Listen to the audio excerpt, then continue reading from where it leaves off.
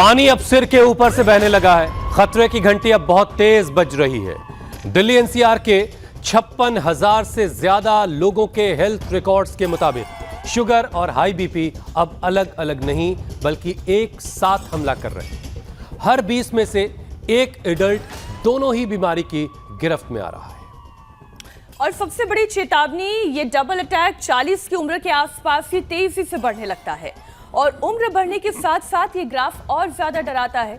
करीब 58 साल तक दोनों बीमारियों का साथ लगातार बढ़ता है और 70 की उम्र तक लगभग 17% लोग डायबिटीज और हाइपरटेंशन का शिकार हो चुके होते हैं। कनेक्शन भी बेहद मजबूत है। डायबिटीज है तो हाई बीपी की संभावना करीब 4 गुना ज्यादा है और हाई बीपी है तो डायबिटीज की संभावना करीब 2.5 गुना ज्यादा है। मतलब एक बीमारी मिले तो दूसरे की जांच टालना अब भारी पड़ सकता है, क्योंकि अगला निशाना हो सकते हैं हार्ट, ब्रेन और किडनी। दुनिया में भी तस्वीर गंभीर है। 2022 में करीब 83 करोड़ अडल्ट डायबिटीज के साथ जी रहे थे और भारत में बढ़ता मोटापा इस खतरे को और बढ़ा रहा है।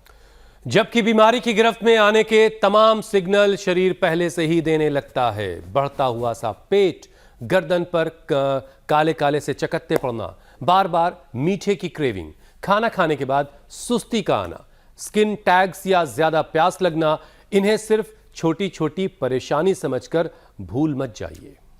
40 के बाद तो बीपी और ब्लड शुगर की जांच साथ साथ कराइए। सोशल मीडिया के क्विक फिक्स, फैट डाइट या बिना डॉक्टर की सलाह दवाइयों के पीछे मत भागिए। और उम्र 40 की हो या 70 की, रास्ता वही है। वजन को संभालिए, रोज चलिए, शरीर को एक्टिव बनाए रखिए। क्योंकि उम्र बढ़ना तो तय है लेकिन बीमारी बढ़ना तय नहीं है।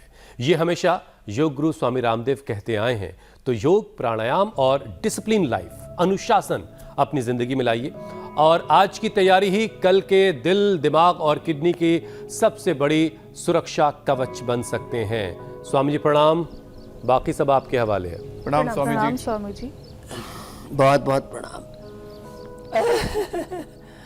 तो अपना डॉक्टर खुद बने इस अर्थ में नहीं कि कुछ भी उल्टा पुल्टा करें किसी यूट्यूब पर, किसी इन्फ्लुएंसर को देख करके।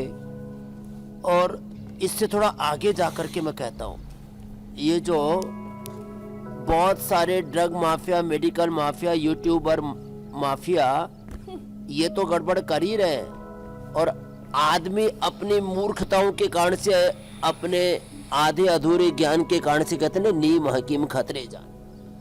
डॉक्टर्स भी बहुत सारे भ्रमित हैं कि डायबिटीज हो कैसे रही है। अच्छा लो,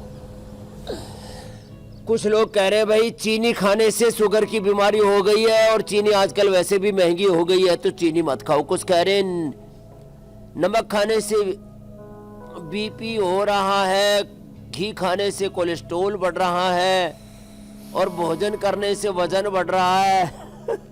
बीड़ी सिगरेट पीने से, शराब पीने से लीवर, किडनी खराब हो रहे, कैंसर हो रहा। माना ये कारण हो सकते हैं, होने के बाद ये ज्यादा कष्ट देते हैं ये कारण, लेकिन कारण और है। पेनक्रियाज का गड़बड़ होना, एक एक सेल के रिसेप्टर्स, उसके न्यूक्लियस, उसके माइटोकॉन्ड्रिया के एक एक सेल के स्ट्रक्चर का, उसके 46 क्रोमोसोम, 23,000 जीन्स का पूरा एक एक सेल के इंट्रा सिग्नलिंग का गड़बड़ होना।